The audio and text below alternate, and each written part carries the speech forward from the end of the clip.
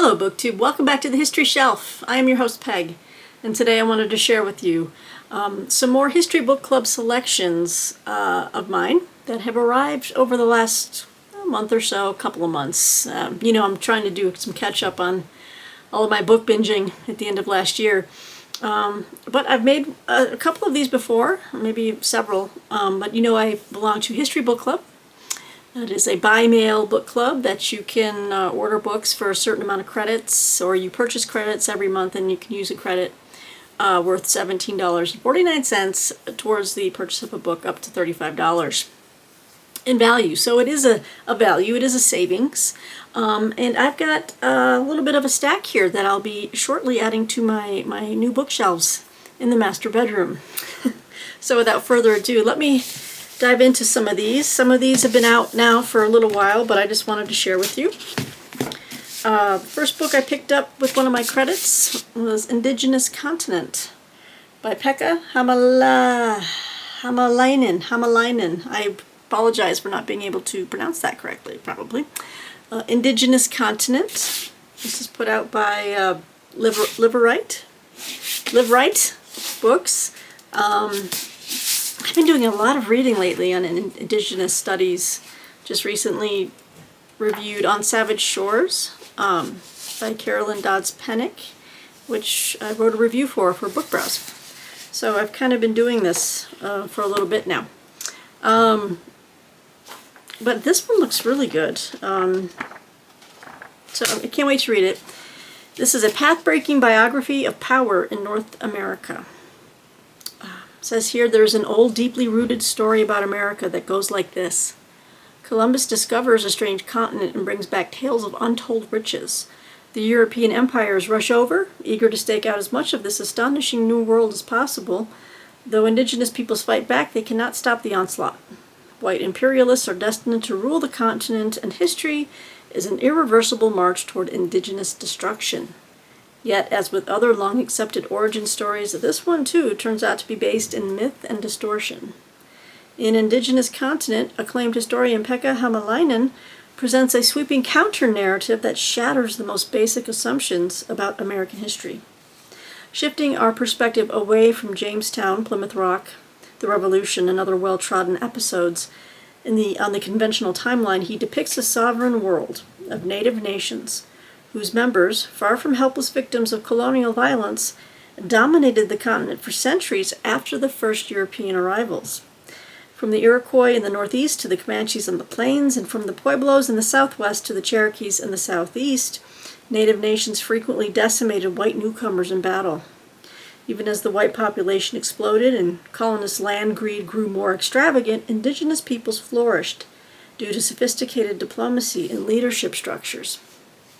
By 1776, various colonial powers claimed nearly all of the continent, but indigenous peoples still controlled it. As Hamalainen points out, the maps and modern textbooks that paint much of North America in neat, color-coded blocks confuse outlandish imperial boasts for actual holdings. In fact, native power peaked in the late 19th century with the Lakota victory in 1876 at the Little Bighorn, which was not an American blunder, but an all-too-expected outcome. Hamalainen ultimately contends that the very notion of colonial America is misleading, and that we should speak instead of an indigenous America that was only slowly and unevenly becoming colonial. The evidence of indigenous defiance is apparent today in the hundreds of native nations that still dot the United States and Canada. Necessary reading for anyone who cares about America's past, present, and future. Indigenous Continent restores native peoples to their rightful place at the very fulcrum of American history. So this is a very different book from On Savage Shores, which I read and reviewed. And I'm looking forward to this because it does put forth, it kind of goes against the grain of what is the accepted storyline today of old world meeting new world, and just kind of stripping away this mantle of victimhood that we've always put on indigenous people. I mean, at least this book hopefully will talk about just the sovereignty of each of those tribes, and how they were not united together against the white colonials. They were a lot of times warring against each other. as sovereign nations do, whether they are white, red, blue, black, whatever. So I'm looking forward to reading this. I definitely need a different take on history than what I've been reading lately. Let's just leave it at that. So, Indigenous Continent by Pekka Hamalainen. Next book I picked up. You know I had to get this.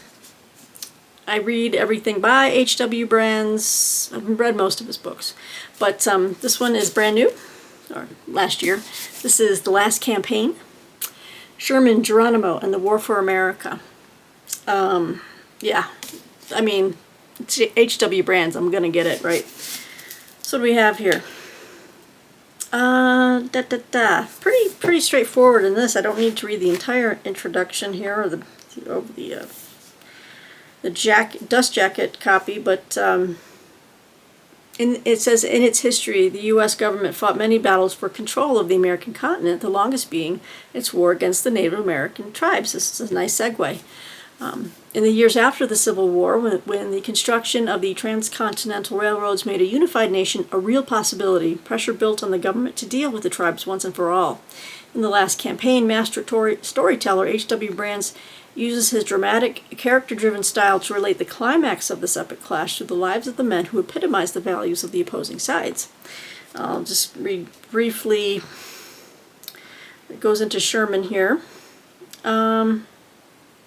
But this is interesting. Let me just read this anyway. William Tecumseh Sherman served in the U.S. Army for decades, helping evict the Seminoles from their home in Florida and bearing witness to the gold rush that fueled the peopling of California. In Brands' memorable portrayal, he is a man. In Brands' memorable portrayal, Sherman is a man who experiences personal anguish but is outwardly stoic. During the Civil War, he begged President Lincoln not to give him a command of his own, but when Lincoln did, Sherman proved crucial to the North's victory, pioneering the use of total war. Geronimo grew up in the Apache tribe, spending an idyllic childhood hunting wild game for survival, roaming freely on the land. Only later, after the shocking murder of his wife, children, and mother by Mexican soldiers, did he become a relentless avenger, raiding Mexican settlements across the American border. Let's see here. By the 1870s, Sherman had risen to general with the U.S. Army. He was tasked with bringing peace to the West. The effort involved negotiations with leaders of many tribes, some of whom accepted that their traditional way of life was doomed and that the future of their peoples lay on reservations. Others, like Sitting Bull and Crazy Horse of the Lakotas, Quanah Parker of the Comanches, Captain Jack of the Modocs, and Joseph of the Nez Perce, resisted fiercely, but none fought more stubbornly or successfully than Geronimo. So, yes, and there's our author. Isn't that great? So another great book by H.W. Brands. You know it's going to be just a cracking read. So definitely used my book club credits for that one. Next book. I've got a couple of books by this gentleman. I bought a couple of them on Hamilton Book, bargain book site. So, and I am enjoying his stuff, and I want to keep reading his new works, and this one is his most recent work. This is Saul David. It's called Devil Dogs. King Company, 3rd Battalion, 5th Marines, from Guadalcanal to the shores of Japan. It's a pretty thick book, too. It's pretty nice. A nice big book. I should have said the last book. I usually say the publishers. Sorry, guys. So, the H.W. Brands, this book is Doubleday. It's put out by Doubleday. And this one is put out by Pegasus Books. So, let's see here. It's, like I said, it's kind of big. There's a lot to cover. Let's see, the Devil Dogs of King Company, 3rd Battalion, 5th Marines, part of the legendary 1st Marine Division, were among the first American troops to take the offensive in World War II, and also the last. They landed on the beaches of Guadalcanal in the Solomon Islands in August 1942, the first U.S. ground offensive of the war, and were present when Okinawa, Japan's most southerly prefecture, finally fell to American troops after a bitter struggle in June 1945. In between, they fought in the Green Hell of Cape Gloucester, on the island of New Britain and across the coral wasteland of Peleliu in the Palau Islands, a campaign described by one King Company veteran as 30 days of the meanest, around-the-clock slaughter that desperate men can inflict on each other. Ordinary men from very different backgrounds and drawn from cities, towns, and settlements across America, the Devil Dogs were asked to do something extraordinary, take on the victorious Imperial Japanese Army, composed of some of the most effective soldiers in world history, and defeat it. This is the story of how they did just that, and in the process forged bonds of brotherhood that still survive today. Oh, this looks really good. This book is about 600 pages. It is 600 pages, might be a little bit more.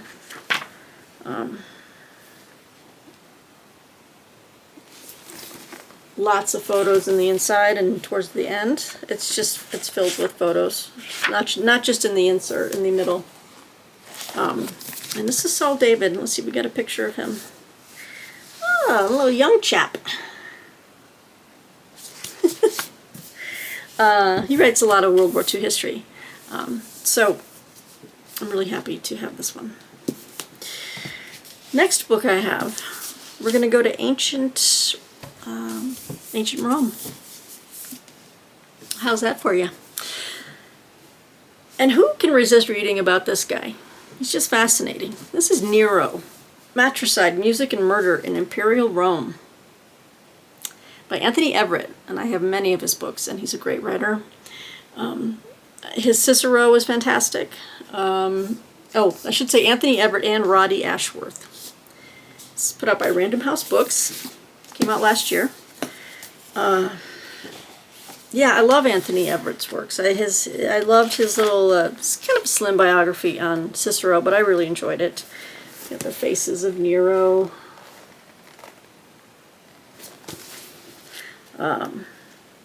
So cool. Let's see. Let's see what Anthony Everett and Roddy Ashworth's take is on Nero. So there are many infamous stories about the Roman Emperor Nero. He set fire to Rome and thrummed his lyre as it burned. Cruel, vain, and incompetent, he then cleared the charred ruins and built a vast palace. He committed incest with his mother, who had schemed and killed to place him on the throne, and later murdered her.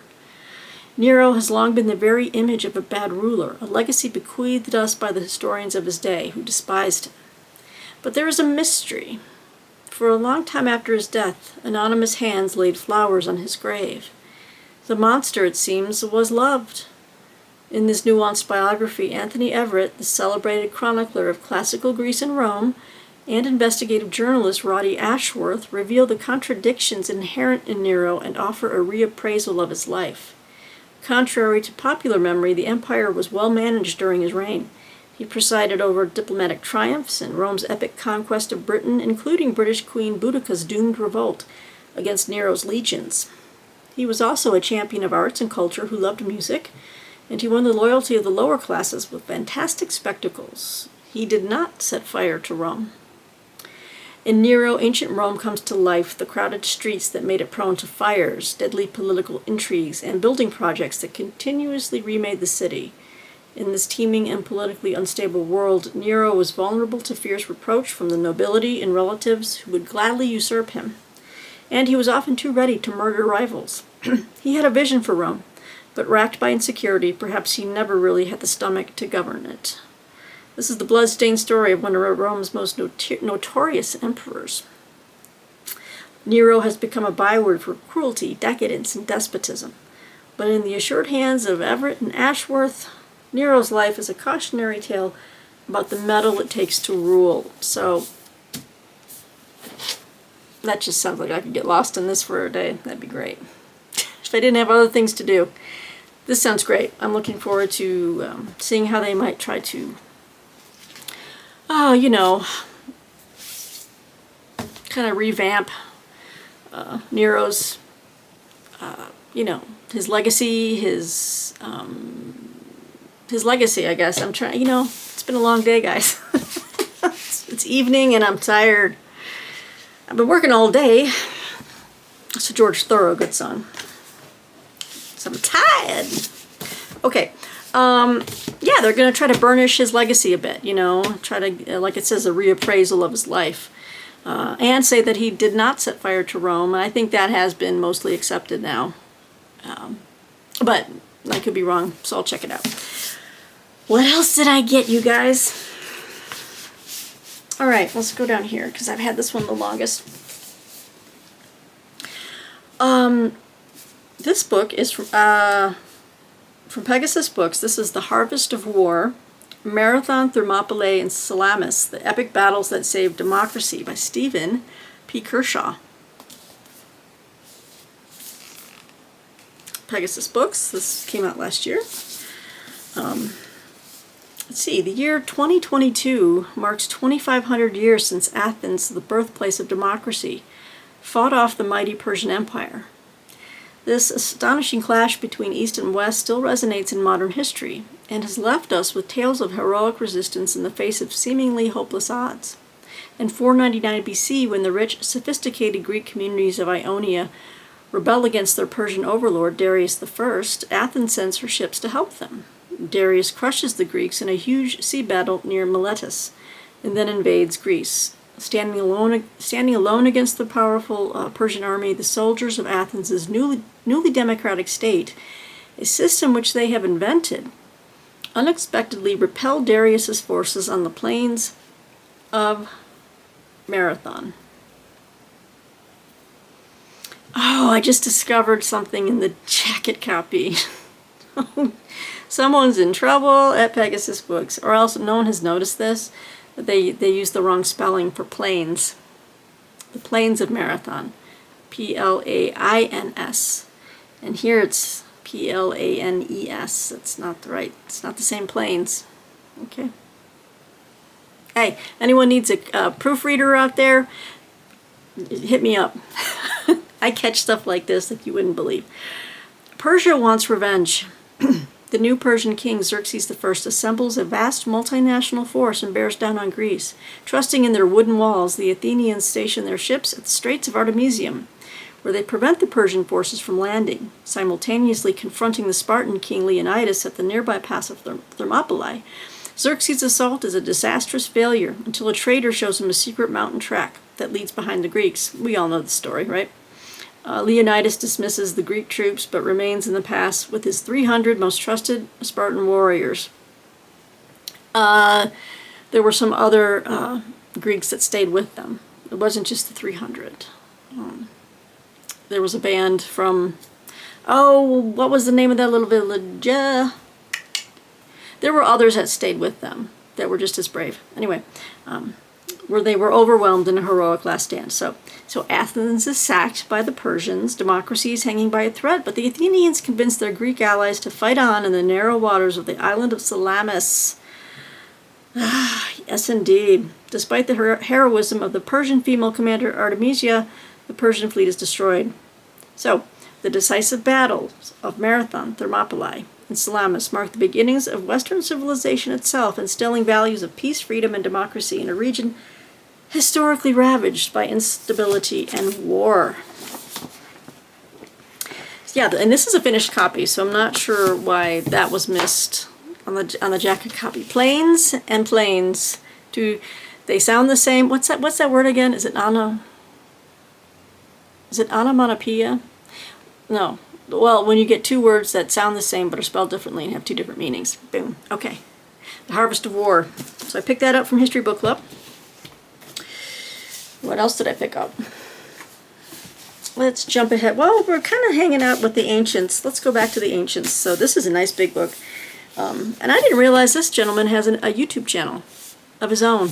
And I have subscribed to it already. And this book came out. And I'm like, oh, this is that same guy I saw on YouTube. And he talks about like ancient coins, different types of things, the provenance of like ancient documents. Really knowledgeable guy. And obviously, this is his recent work, Pharaohs of the Sun. The Rise and Fall of Tutankhamun's Dynasty. Like, he pronounces his name every time on his YouTube channel, and I was like, it does not roll off my tongue like yours does, sir. It's Guy de la Bourrière. Guy de la Bourrière. Okay, and this is put out also by Pegasus Books. So it's a pretty decent sized book. Pharaohs of the Sun. Let's see, for more than 2 centuries, Egypt was ruled by the most powerful and richest dynasty of kings in its long and epic history. They included the female king Hatshepsut, the warrior kings Tutmos III and Amenhotep II, the religious radical Akhenaten and his queen Nefertiti, and most famously of all, for the wealth found in his tomb, the short-lived boy king Tutankhamun. The power and riches of the pharaohs of the 18th dynasty came at enormous cost to Egypt's enemies and to most of its people. This was an age of ruthless absolutism, exploitation, extravagance, brutality, and oppression. It was 3,500 years ago when ancient Egypt began 2 centuries of growth, where it became richer and more powerful than any other nation in the world, ruled by the kings of the 18th dynasty. They presided over a system built on war, oppression, and ruthlessness, pouring Egypt's wealth into grandiose monuments, temples, and extravagant tombs. Tutankhamun was one of the last of the line, and one of the most obscure. Among his predecessors were some of the most notorious and enigmatic figures in all of Egypt's history. Pharaohs of the Sun is the story of these famed rulers, showing how their glamour and gold became tainted by selfishness, ostentation, and the systematic exploitation of Egypt's people and enemies. This book has been highly blurbed on the back from very reputable places. Some great color inserts. You know, if you love ancient Egypt, you're going to love this, I think. I think I'm going to enjoy it. There we go. Pharaohs of the Sun by Guy de la Baudière. Okay. Let's wet my whistle. You know, my voice is a little hoarse today, guys. I hope I'm not getting sick. Wouldn't that be a bitch? I've had enough of being sick. Anyway, moving on. Okay, so now we're going to move up to, we're going to have a nice little book on World War II. How about that? I remember I heard about this book through a podcast that I listened to, and I really enjoy, and I've talked about it and sung its praises before on this channel. If you have Apple iTunes or iTunes, whatever, hook it up on your iTunes podcast. This is The Rest is History. It's got the author and historian Tom Holland, Dominion, you know, gosh, he wrote a ton of Persian Fire. He wrote a ton of books, ancient history, and the most recent one was his History of Christianity, Dominion, and Dominic Sandbrook. And they are fantastic. They have just a witty style, so knowledgeable. They often have guests on, authors. The rest is history. Anyway, so they had this author on, and he was talking about his book. And this is The Lighthouse of Stalingrad, The Hidden Truth at the Heart of the Greatest Battle of World War II by Ian McGregor. Again, a really great podcast segment. Kind of just wet my whistle. I wanted to learn more about this. You know, in the grand history of the Battle of Stalingrad, this is like a keyhole, I guess. So like, kind of zooms in on one particular aspect of that battle. So I shall read it to you. To the Soviet Union, the sacrifice that enabled the country to defeat Nazi Germany in World War II were sacrosanct. The foundation of the Soviets' hard-won victory was laid during the battle for the city of Stalingrad, resting on the banks of the Volga River. To Russians, it is a pivotal landmark of their nation's losses, with more than 2 million civilians and combatants either killed, wounded, or captured during the bitter fighting from September 1942 to February 1943. Both sides endured terrible conditions and brutal, relentless house-to-house fighting. Within this life-and-death struggle, Soviet war correspondents lauded the fight for a key strategic building in the heart of the city, known as Pavlov's House, which was situated on the front line and codenamed the Lighthouse. The legend grew of a small garrison of Russian soldiers from the 13th Guards Rifle Division holding out against the Germans of the 6th Army, which had battled its way to the very center of Stalingrad. A report about the battle in a local Red Army newspaper would soon grow and be repeated on Moscow radio and in countless national newspapers. By the end of the war, the legend would gather further momentum and inspire Russians to rebuild their destroyed towns and cities. This story has become a pillar of the Stalingrad legend and one that can now be analyzed and told accurately. The Lighthouse of Stalingrad, right here, sheds new light on this iconic battle through the prism of the two units who fought for the very heart of the city itself. Ian McGregor traveled to German and Russian archives to unearth previously unpublished testimonies by soldiers on both sides of the conflict. His riveting narrative lays to rest the questions as to the identity of the real heroes of this epic battle for one of the city's most famous buildings, and provides authoritative answers that explain how the battle finally ended and influenced the conclusion of the siege of Stalingrad. So this is going to be really fun to read for our author. It's not too big of a book, but it's over 300 pages with the index and notes and bibliography. Let's see if we have a picture of the lighthouse here. That would be something, huh? I did not know about the lighthouse. Oh, this is, okay. This is on the west, viewing the west gable of the building. This is the house. This is Pavlov's house, otherwise known as the Lighthouse of Stalingrad.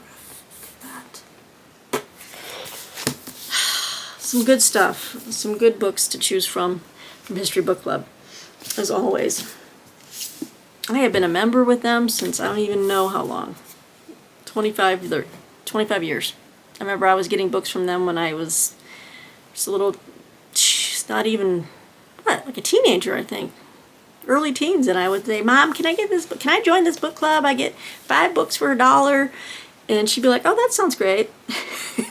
So then I'd get them, and then, then you'd have to, like, at the time, the subscription thing was different, but you had to buy a certain number of books, and then she's like, oh, I didn't realize, because she was paying, because I didn't have any money. I was like a youngster. Anyway, this was way before my working years, okay? I was probably like 11, 12, 13.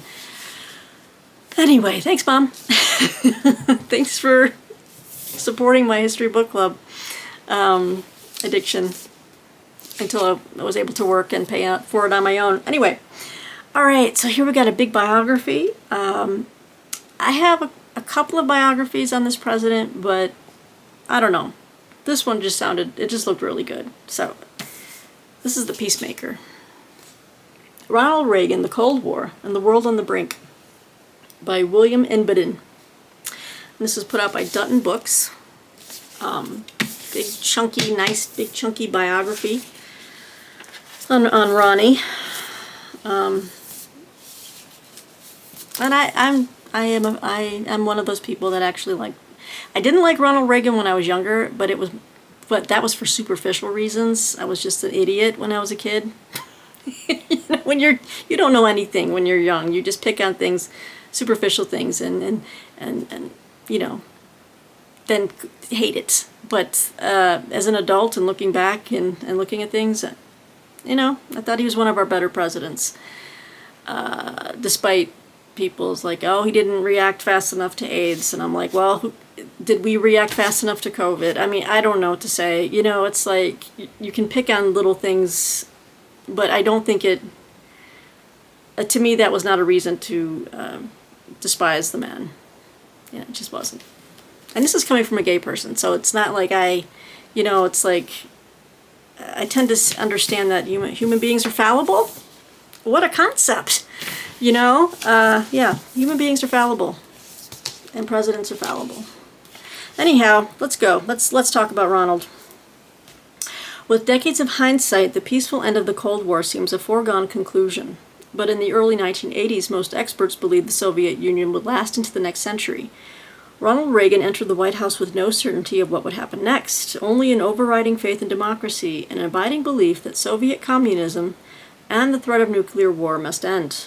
The Peacemaker reveals how Reagan's White House managed multiple crises around the globe, from the emergence of global terrorism, wars in the Middle East, the rise of Japan, and the awakening of China, to proxy conflicts in Latin America, Asia,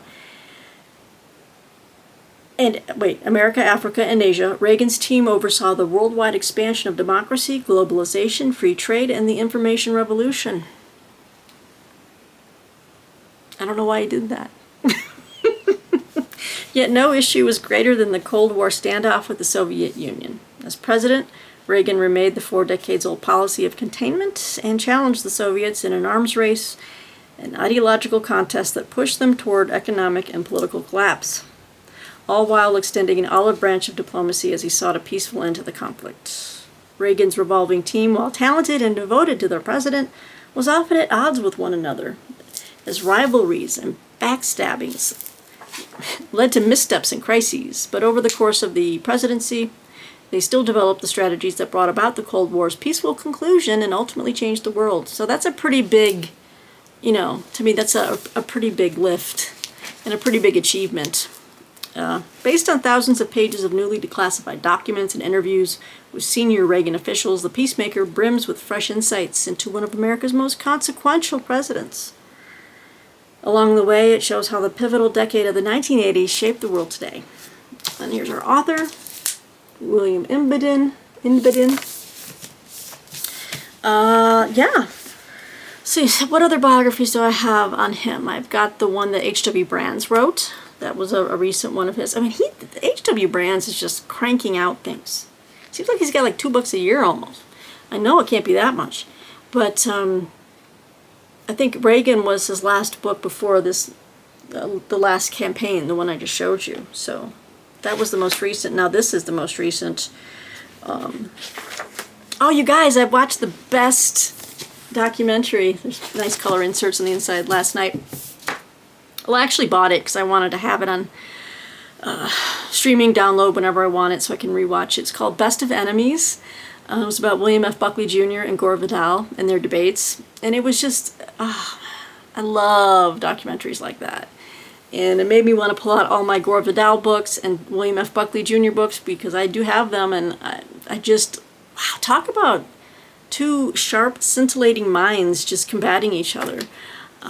They even it was great. They talked about that final debate where William F. Buckley, Gore Vidal was just an ass sometimes, and he kept trying to paint Buckley as a crypto-Nazi, and Buckley wasn't having it. He was just not having it. Yeah, I just say, if you can rent it, Best of Enemies, it was great. And he said something about, if you call me that one more time, I'll smash you in your GD face, and you'll stay plastered. Who talks like that anymore? But I loved it. And you'll stay plastered. Oh, that was a really great documentary. I enjoyed it. I'm in a chatty mood today. Can you tell? Okay, final book, and we're at 32 minutes. Okay, great. This is the most recent book I ordered from History Book Club with one of my credits. I think I still have 3 credits, and I'm just kind of waiting to see what else is popping up on the horizon that I really, really want. Actually, you know what? I lied. Let me, there's going to be 2 more books, and I'll end on a final book. But it wasn't, I had to ask for it because I couldn't get it. It was more than $35, so I couldn't use my credit on it, but I really wanted it. Anyway, I'm excited to read this. I had some books recently that I reviewed on the English Civil War, and they mentioned this woman, and I've heard of her, and I really want to know more about her. And this is a biography of Henrietta Maria, the warrior queen who divided a nation. And this is by Leanda Delisle. Isn't that great? So this is all about Henrietta Maria. As is often the case when I'm reading books for review, and I learn something new about a certain period in time and a person, I'm always like, what else is out there on this? I want to learn more. It's always about learning more. And so when I was reading this book, I think it was called The Blazing World by Jonathan Healy, and they mentioned Henrietta Maria, and I'm like, I think there's a brand new book out on her. And sure enough, I was like, and the History Book Club has it. Boom, went and got it with the credit. So it's awesome. Serendipity, people. So let's read a little bit about Henrietta Maria. Says here, Henrietta Maria, is British history's most reviled queen consort. Condemned in her lifetime as the popish brat of France, an adulteress and a traitor, she remains in popular memory the wife who wore the breeches in her marriage, the woman who turned her husband Catholic and thus caused the English Civil War, and a cruel and bigoted mother. Leanda de Lisle's clear-eyed biography unpicks the myths and considers the story from Henrietta Maria's point of view. A portrait emerges of a woman whose closest friends included Puritans as well as Catholics, who crossed swords with Cardinal Richelieu and led the anti-Spanish faction at the English court.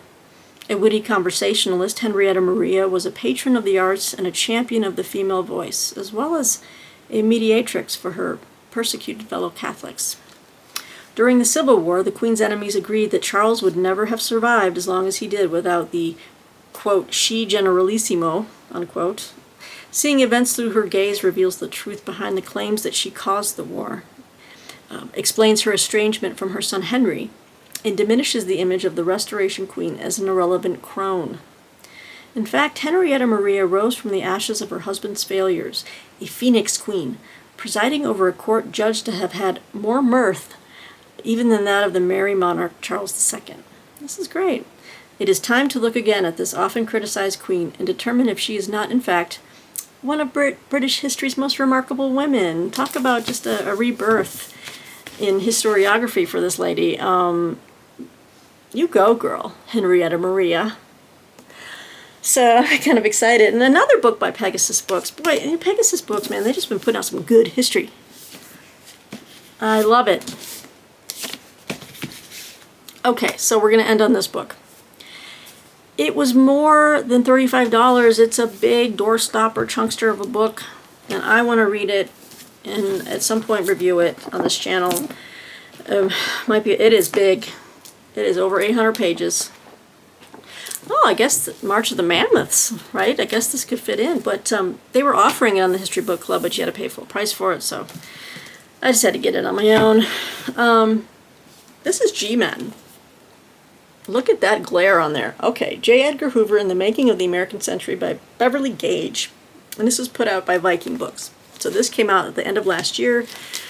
That's a scary spine, having that eyeball just point right at you. I'm watching you.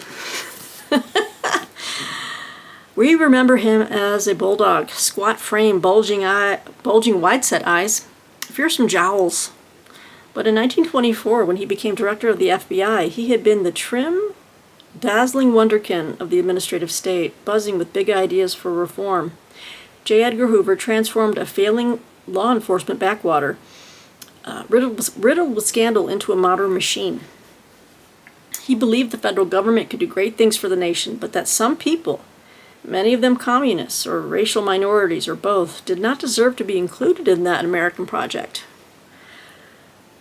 Hoover stayed in power decade after decade, using the tools of state to create a personal fiefdom unrivaled in U.S. history. Beverly Gage explores the full sweep of Hoover's life and career from his birth in 1895 to a modest Washington civil service family through his death in 1972. That's the year I was born. In her nuanced portrait, Gage shows how Hoover was more than a one-dimensional tyrant and schemer. As FBI director, he was a confidant, counselor, and adversary to 8 U.S. presidents, 4 Republicans and 4 Democrats. Hoover was not above using his office to intimidate his enemies, but he also embodied conservative values ranging from anti-communism to white supremacy. Excuse me. I take issue with this dust jacket copy. White supremacy is not a conservative value. I don't care. A lot of you out there say, "Oh, yes, it is." No, it's not. It is not. That just revealed some of the bias here. Okay. To a crusading interpretation of Christianity, ideas admired by millions of Americans. He stayed in office for so long because many people, from the highest reaches of government down to the grassroots, supported what he was doing. Even as liberals championed his good government side, he helped to create a template for the modern political right. So it's going to be controversial read, at least for me. I'm probably going to take issue and tab some of these places that are just like, I don't... The fact that they grouped in, yes, anti-communism is a conservative value. You don't throw white supremacy in there. That is not. It is not. Not the conservatism that I believe in. Anyway. Okay. G-Man places Hoover back where he belongs in American political history, not at the fringes, but at the center, and uses his story to explain the trajectories of policing, race, ideology, political culture, and federal power over the course of the 20th century. And there's our author, Beverly Gage. Shame on you! She probably didn't write the dust jacket copy. This was probably just the marketing team that didn't even read the book, I'm sure. I'm feisty today. But you know, I love a good biography, and I got another book on J. Edgar Hoover. I think it was in the Rise of Christian Nationalism, and that one's from Princeton University Press. But I really wanted to read this, even though part of it's probably going to, it might piss me off. I don't know. The dust jacket copy could be misleading. So there you have it, you guys. We're all caught up on my History Book Club selections that have arrived over the last month or two. I'm going to start shelving these on the brand new beautiful bookcases in the master bedroom. Once they're finished, as far as filling in and stuff, I might share a picture with you. Got the nice lights on top and everything. It's gorgeous. Well, let me know what you think of these books. What appeals to you? Yeah, I'm always happy to hear from you guys. So until next time, BookTube, I hope you have a wonderful evening. Thanks for tuning in. Thanks for watching and subscribing and just being with the wonderful people that you are. So hope you enjoy what you're reading. Tell me what you're reading below. I'm happy to hear. So until next time, we'll talk to you soon. Bye-bye.